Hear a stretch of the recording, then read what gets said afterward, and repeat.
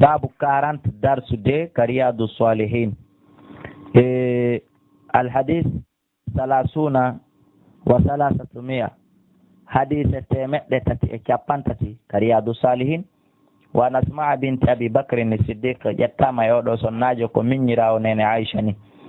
qalat o maki qadimat alayya arno ka an ummi yumma an waya tawi biro an noon on sey mushrikatun koɓe kefero fi ahdi rasulillahi jaman nelaɗo ɓe wi Makka ɓe seni Madina ko ɗum woni hiwragol men ɓaawo menen min eggi min feri min yiwi Makka min ari Madina min e ɓen an Aboubacry e menen famille on fof nene an ari hiwragolla.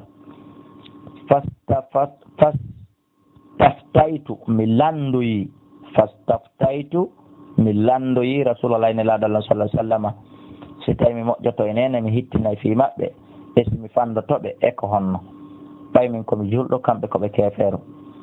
qultumi inni hihi nelaɗo qadimat alayya ari ka an ummi biro an waya ragibatun awale ko lerɗuɗo fi an moƴƴano afa asilu ummi e yomi jokko e biro an qala nelaɗo maki naam suli ummaki jokko biro ma moƴƴoɗa e maɓɓe muttafaqun alayhi. ɗulle tawi biro makko kefeero fewndo on wattu ene joni noon haray ko nene julɗo mo tawɗa ka diine islam haray ko ɗo jaggante allahumma la. wa qawlu raqibatun ko lerɗuɗo ay tami'atun ko tanƴiniɗo fima indi koni kon e jungo an tasaluni shay'an e himo lando lampiji himo toro lampiji. qila wi'ama kanat latino ummaha yumma makko ko yumma makko. qila wi'ama kanat on debbo laati ko umma ko yumma makko min nasabi ka dambe tigi ɓe mana ko jibinɗo mo. wa qila wiyama oye na nene makko jibinɗo mo min arradaa ko nene makko immorde ka muyna. wa sahihi kono ko ɓuri sellude kon al awwal ko konngol aranol ngol wonde ko biro makko jibinɗo mo on ko ɗum ɓuri jiccude. wallahu a'la wa alam. wa an Zainabu asakafiyatu imraati Abdullah ibn Mas'ud radiyallahu anhu wa anha yettama e ɓeygu Abdullah ibn Mas'ud Allah wele mo wele ɓeygu makko kadi. qalat o wi kanko sonnajo on qala rasulullahi wonde nelaɗo Allah sallallahu alayhi wa sallam e maki tasaddaqna itte sadaka ya ma'ashara nisa'i kono yo dental sonnaɓe onon kadi itte sadaka walaw min huliyikunna hayso cuɗari man mondi hayso kotanuru ma ndun ittuɗa okkuɗa kawtalje maɗa on ma musidɗo maɗa on ma hayso chenwol magol hayso bagre maɗa nde kono onon kadi itte sadaka woto on sikku ittugol sadaka ko worɓe ɓen tum waɗɗi kala ko weeli e kara ɗum hino weeli e hunduko kadi on faami ko waɗɗi worɓe ɓen ko haray ɗum no waɗɗi on onon kadi hiɗa watti kotanuru peer timmuɗo hiɗa mari kadi peer timmuɗo ka valisma ma ka bifema ayi kawtaljo maɗa on nduya hotanuru makko majji ko woturu o watti ndu ka ñamru tun o watti nanuru ndun ɗon a yii ndu majji balɗe ɗiɗi tati ɗon wondi ɗon hiɗa sutti ko peerwal gotal o watti nduya hotanuru makko nduyanuru makko no woniri ni ko on ɗum hatta wakkiloɗa ƴetta oɗo peere mo marɗa sekuru ƴetta ɗon woturu okkama maɗi ɗiɗi kala okkama ma awa kotani ɗi wattiɗa ɗi wonɗa kurkade ɗi bete awa ƴetta ɗin ɗon jonna oɗo ɗimmojo maɗa fi wotanuru makko ndun uddu nelaɗo maki kono yo dental sonnaɓe itte sadaka hayso ko cuɗari moɗon ndi. qalat o wi fa raja'tu mi rutti ila Abdillahi faade ka Abdullah ibn Mas'ud moodi am fa qultu lahu mi innanimo moodi am innaka an rajulun ko a gorko khafifun mo maramo en zatil yadi ko ɗum woni awa jomiraɗo jungo ko fanda ko jomiraɗo ɓeygure awa noon wa inna rasulallah sallallahu alaihi wasallam kadi amarana o yamirime men rewɓen kadi bi sadaka ittugol sadaka hande fa'tihu fas'alhu yahi landoɗamo fa in kana dhalika si tawi ittugol an sadaka on laatike yujusi hino wawa gaynude anni e an fa in kana dhalika si tawi woni ɗum ɗon laatike yujusi anni hino wawalan yonande mi waɗa ɗum wayla so wona ɗum sarraftu ha mi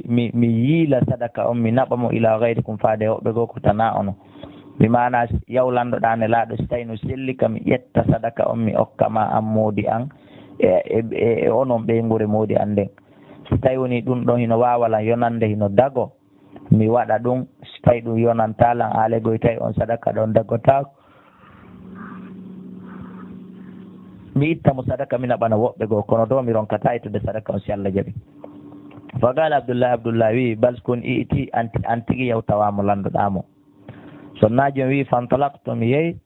fa ida imratun tawi sonnajo goo jaka min al ansar bi babi rasulillahi on kadi no ka dambugal ne laaɗo Allah no fokkiti natude hajatu ha tawi programme an ko naɓilan kon ko ɗum woni programme makkon kanko kadi. wa kana laati rasulallah ne laaɗo sallah sallama qad ulqiyat tawi gomɗi bugama alayhi ka makko almihaba ko wiyete ko mihaba ɗum ko miran tew cuɗariji.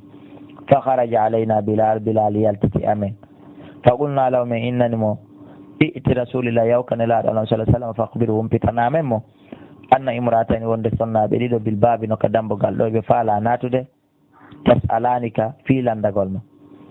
wonde ene a tujusi sadaka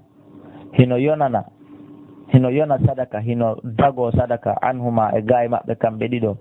si ɓe itti sadaka on ɓe jonni ala jowaji mamodiɓe maɓɓe ɓen ka ɗum gasata ka ɗum dagotako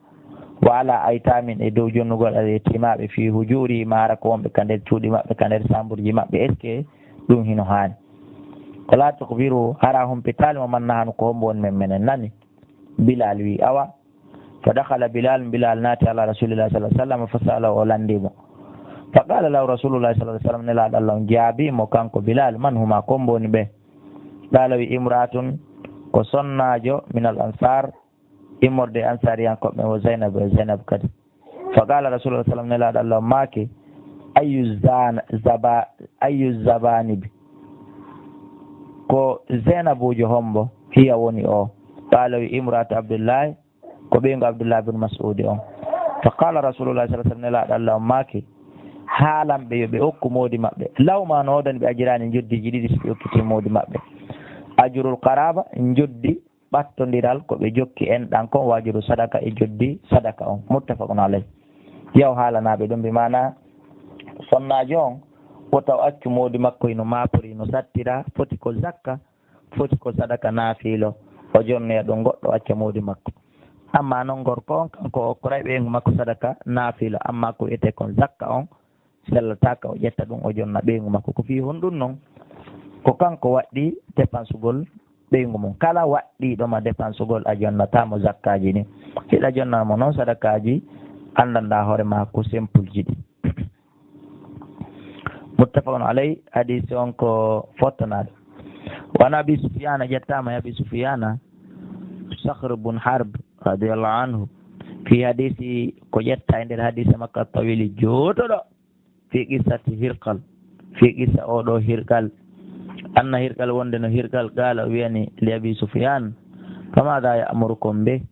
konno o annabajo mo woni on yamirde ya'ani ko o faandi ɗon annabiya ko annabajo allah sallah sallam. qala abou bacry e abi sufyana jaabi qultum inni yaqulu ko woni wi'ude ubudullah rewe allah wahdahu kanko tun wala tushirku bi aran ka fidale makko shay'an hay hunde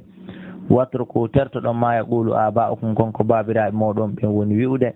wa ya'muruna himo yamiramen bis salati julgol suɗiɗi e gongugol wal afafi e nefinagol e jawle yimɓe ɓen o silati e jokkugol enɗam muttafaqun alayh. wa nabi dharri radiyallahu anhu qala rasulullah sallallahu alaihi wasallam ne laaɗo maki innakum onon e sataftahuna aray ka udditoyɗon ardan leydi yudkaru ta jantata fiya e nder mayri e alqirat qirat woni pelle baraji ko fiire watunade fille sataftahuna aray uddito misra waya ndin ardun ko leydi samma fiha hino wiye e nder mayri alqirat no e nder ton ka wiyete qirat fastawsu bi aliha wasiye yamire moƴƴe wuuride e sonnaɓe ɗon ɓen hayran no moƴƴiri fa ina lam sabu no wodani ɓe dimmatan ahadi ka allah alegoyi ɓe mari ahadi kamɓe so ɓe ƴetti ɓe firsta o rahiman enɗan ko ɗum jokkugol enɗan. ko fi riwayatunare fillaye fa ida tatahtumuha si tawi woni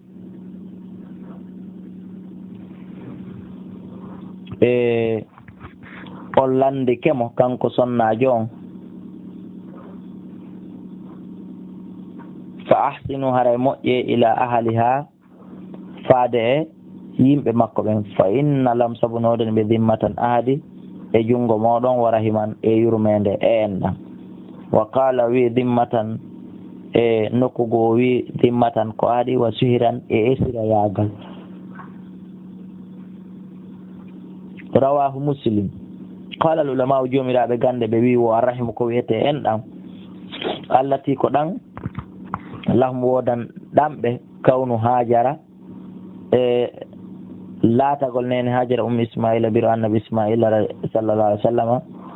e minhum ko jeyaɗo e maɓɓe wasiru ko wiyete isra yagal kawnu mariya ko laatagol nene mariya ngol ibrahim biro e ibrahima ibnu rasulillah ɓiɗɗo nelaɗo no sallah sallam minhum ko jeyaɗo e maɓɓe ɓeyni kawnu ko laatagol hajara nene hajara ismaila ɓiɓɓe nene annabi ismaila on ko saabu laatagol on ɗon minhum ko jeyaɗo e maɓɓe wasiru ko wiyete isriyagal ngal ko saabu laatagol ibrahima ɓiɗɗo nelaɗo allah o jeeya ɗum e maɓɓe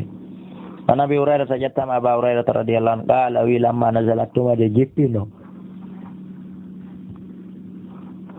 hadihi l ayatu oɗo aya ko allah dal wa andir ashirataka al aqrabin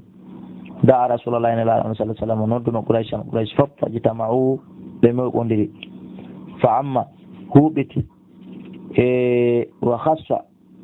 o hertini wa qala wi ya bani abdishams kono yongol ɗo gorol ya bani kabul ayi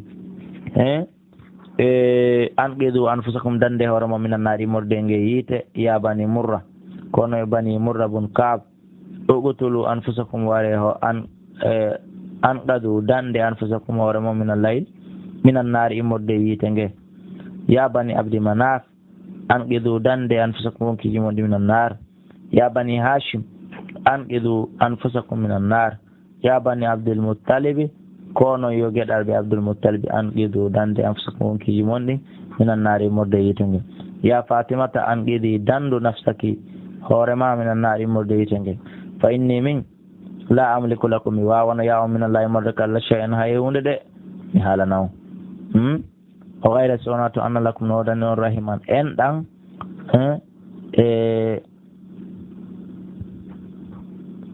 anna lakum onde no wodani on rahiman en ɗan saballuha bi bilaliha ko ɗum woni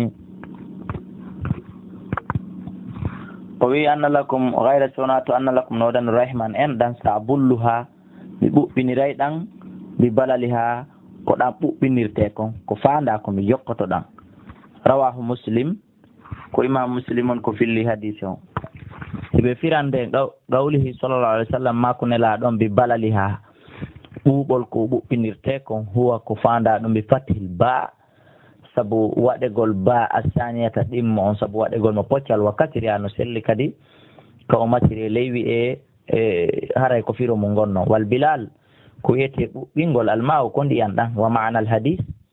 mana hadise on sa asiluha mi jokkoto ɗalligol shabba o nandintini ɓati ataha taƴegol majjan o bil hararati ngulindi tuttofi u hino ɗanninire bil ma e ndiyan wa haadi ko ɗum to barradu woni ko hino ɓuɓɓinire bisilati sabu jokkagol wanna abi abdillahi amr ibn al-as radiyallahu anhu qala o maki sami'tum nani rasulullah sallallahu alaihi wasallam jiharan hiɓe feññina gayra sirren ko alda e suuɗugol ko alda e gunndo yaqul ɓe maka inna ala bani fulan ande no ɓeygure ɓiɓɓe kaari ɓen laysuɓe wonali bi awliya i weldiɓe an few innama waliyallah ande kon giɗo an on ko allah wa salihul muminin ɓe gomɗinɓe moƴƴuɓe hedditiɓen walakin skoni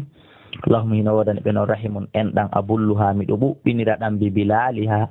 saabu ɓuɓɓinande majjan on muttafaqun alayhi walla sulil boukhari alego miɗo jokko ɗan hana jokkirede noon wona abi ayuba khalid ibn zayd al ansari radiallahu anhu anna rajulan wonde no gorko go qala wi ya rasulallah akhbirni humpitan bi amalin gollal yudkhiluni naada e ngallan aljannata aljanna wa yubaiduni ngal woɗɗintina lam minan nar immorde yiite gollal naada e ngallan aljanna woɗɗintinala yiite kadi. fa qala nabiyu sallallah alih w sallam nelaɗo allah maaki taabudallah ko yaariw allah go'o wala tushriku bihi cheyan haɗa sirka naalimo ɗiɗi wa tuqimu solata ñiiɓa e julde nden tati wa tuuti zakata itta zakka on nayi wa tasilu rahimi jokkoɗa en ɗan joyi muttafaqun alayhi. kon salmana bun amir radiallahu anhu ani nabiyi yettami annabaji allah sallallah alih w sallam qala o maaki ida aftara ahadukum si goɗɗo e moɗon huntike huntoto fal yuftir yo hunto ala tamarin e dow tamaro fa innahu sabuno tamara on barakatun ko barki ko waɗa ɗum barki fa illa me jit tamaran so heɓal tamaro falma o hara yo huntor ndiyan ɗan fa innahu ndiyan ɗan kadi tahurum ko laaɓuɗan. o ɗaalo wi as-sadaqatu sadaka noon alal miskin e dow mo okkorɗa miskinajo sadaqatun ɗum ko sadaka wa ala dhi rahim ko ɗum woni e ko okkorɗa noon e joomiraɗo enɗam ma miskinajo musidɗo ma fintani ɗon ko baraji ɗiɗi par ce que sadaqatun ko baraji sadaka wasilatun e baraji jokkugol enɗam ɗon woni sadaqatun sadaka wasilatun e jokkugol enɗam ko ɗum waɗi si ɗon ko fintani ko baraji ɗiɗi rawahu Tirmidhi wa qala hadisun hasan. wa an ibnu umar radiallahu anhuma qala o wi kanat laatino tahati ley ko eɗen imratun sonnajo alego yimɓe jombuno sonnajo wa kuntum laati uhibbu am ɗo yiɗi mo ɗo yiɗi ɓeygu an hay moƴƴa noon wa kana laati umaru ben an yakurahuma himo añi ɓeygu an moƴƴa fa qala li ben an ma kanilan talliqo ha accutu oji o faalaka ko wonduɗa e o ko fa abaytu mi sali fa ata umar radiallahu anhu sayyidina umar seni annabiya kannabaji alah sallah sallam fa dakara dhalika la o sifanimo ɗum minni yo ɓiɗɗa on accuto ɓeygu mum o jaɓali fa qala nabiyu sallallah sallam nelaɗo maki e o ɓeygu ma no wele ko goonga kono ɓay baba ma faalakamo baba ma yiɗamo ko galle ɗon moƴƴagol e baba ma ko wajibi e ma talliqo ha accutumo o accitimo rawahu Abu Dawud at-Tirmidhi wa qala hadisun hasanun sahihun. jonnon enen ko onon yiyoto hiɗen forsa jomba mo baba men faalaka jiwɓe me en bandiraɓe men hino forsa okkitira hoore mum ka baba me en faalaka tawi noon hay sa lannama jombede a yeeyi ma lanni jombude a naaɗi si baba ma wi faalaka ya nattu on jiwo ɗon si tawi koɓe añirimo kon koko islamu kondani koko islamu añiri mi mana koye tippude islam ɓe añirimo naafi wigol tun himo mestaɓe ma ngaygu hoy go'o ko saabu himo yeebi toon haqqe islam ko tata no mérite ka islamu yo añ haray hino waɗɗima nattugol mo watten yiili de wan abi dardai wa qala hadisun hasanun sahihun wan abi dardai ƴettama abi dardai radiallahu anhu anna rajulan no gorko go atahu o warnomo fa qala inna limra'atin andu miɗo mari ɓeygu wa inna ummi no ɓe biro an noon toujours ta'muruni ɓe yamiraylan ɓe talaqi ha accutugol ɓeygu a fa qala wi sami'tu nani rasulallah nelaɗo allah sallah sallam yaqulu ɓe maka alwalidu awa dole jibinɓe ɓe awsatu ɓeɗo hiɓe ka tumbere abiwabil jannati dambuɗe aljanna fa in shiita siɗa faala fa adi dhalika albaba yi'ebu ngal dambugal har a natali awi fasuma siɗa faala renagal ngal daɗa naata ko ɓuran mawo fatun o in nelaɗo ɓeygu ande biro an hino maka toujours mi accutumo mille ɓeygu allah hino welala on smati nelaɗo makali accutu ɓe makali jogito ɓe makali ɗofto biro ma accita ɓe makali yedde biro ma hino ko ɓe maki kon kono kala jomiraɓe haqqille mon ono wonɓe yentade ɓen on tigui famay ɗon kon ɗum nelaɗo caabi nelaɗo maki am ɗo yetade on nani yumma mon e ɓen mon hiɓe kattumbere dambugal aljanna si ɗon faala rene e maɓɓe moƴƴo ɗon e maɓɓe ɓe acca feƴƴo si ɗon faala bone e maɓɓe ɓe sakko on hara on natali on faami rawahu Tirmidhi wa qala hadithun hasanun sahihun. wa anil bara yettama e bara ibn azib radiyallahu anhum anin nabi ko yetta annabajo allah sallallahu alaihi wasallam qala o maki al khalatu o yi ko wiyete kon nen togoso ko wiyete kon nene mawɗo bi manzilatil ummi ɗum ko remplaçant nene si nene ma wura ko wowɗa waɗande biro ma kon fof haray a waɗanay ɓe haray kamɓe kadi wono woniri ko ɓe waɗanta ɓiɓɓe maɓɓe ɓen kadi fo muɗum kadi ɓe waɗante ko yurmeteɗa nene ma teddinaɓe fof ko yaha yurme ɓe teddinaɓe rawahu Tirmidhi wa qala hadithun hasanun sahihun. ko fil baabi ko raɓɓiɗi ko musidɓe julɓe no dambugal ngal hadisaji boyi kasiratin ɗuɗuɗe gaseteɗe addede ɗo fi sayi e nder ko selli kon ka sahih boukhari mashhuratu lulluɗe min nayno e majje hadis ashabul ghar hadise yimɓe ɓen ka fammere on ɗon hadise eɗen andi feƴƴino wa hadise jureji e hadise jureji ko feƴƴi kon hakkude makko e yumma makko kawronki ɗoftade yumma makko o ɗiggana ɓe ɗon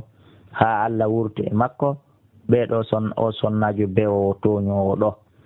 wagad sabaga ɗe hadiseji ɗo ɗiɗoy kala eɗen andi ɗe ɗo feƴƴino ɓoye hadise feƴƴino ka sengo ɗerol e 13 oye hadise feƴƴino ka sengo ɗerol 254 wa hadiseji kadi mashhuratu lulluɗe fi sahih wonɗe ka sahih boukhari hadaftuha ɗe tatami ɗum montiɗe mi addali ɗe ɗo ihtisaran ka raɓɓinɗinagol tun wa min ahammiya kono eno jeeya e ko ɓuri wonde e majji muhimmu ko duwa addede e ngal dambugal ɗo hadise amru bun abasata radiallahu anhu oɗo hadise e amru bun asabata attawilu juutuɗo almustamalu muftuɗo ala jumalin kasira e dow jumlaji ɗuɗuɗi min qawaidil islam immorde tugal din islam wa adabihi inediji islam wa saadkuruhu araymi janto on hadise bi tamamihi no timmiri tis inchallahu taala fi babi rajai e nder dambugal tijjagol baraji wongal arde yeeso ngal kadi no aroya e numéro ɗero 453 Allah newna en fiinugol ha ɗon e jantagol ha ɗon e gollitirgol e feƴƴugol yeeso wa qala mo yewti fi e muɗum o wi dahaltu mi natuno ala nabi ka nabaji Allah sallallahu alaihi wasallam bi makkata makka yani e ko fanda fi awali nubuwa ka arande annabako fa qultum lahu mi innani mo ma anta ko hombon ma an nelaɗo qal nelaɗo jaabi nabiyun min komi annabajo fa qultum inni wama nabiyun kon ɗum annabi qala nelaɗo jaabi arsalani llahu taala Allah nelilan fa qultum inni bi ayyi shay'in arsalaka kon ɗum e hunde o nilma qala nelaɗo jaabi arsalani o nelilan bi silatil arhami jokkagol enɗam wa kasril awthan e helgol sanamuji ɗi muncaɗi elmina wani wahidallah eyo Allah tun wajjinɗine o rewe kanko tun o huule o ɗaɓɓire ballal la yushraku bi yara o kafidaka e makko shay'un hay e hunde wa zakara o janti tamamal hadis ko timminirte kon hadisi on ha timmi wallahu ala wa alam kala ko faala ɗo landitagol e nder dambugal ngal e humpitagol toujours hino numéro téléphone ji ɗi ɗi woni disponible 628 60 53 09 657 même numéro 631 même numéro 601 même numéro ka email kadi ɗon wawi wadde Elaji Abdoullahi Kala @yahoo.fr ka Facebook ɗon kadi en wawa humpodirde biidenillahi musidɓe julɓe ko darso ɗimmo on ko ɗo woni ko gasi e nder babu 40 on yiltoɗo rewte ɗum ɗo ha faamen feƴƴen hande kadi babu 41 wallahu a'la wa alam.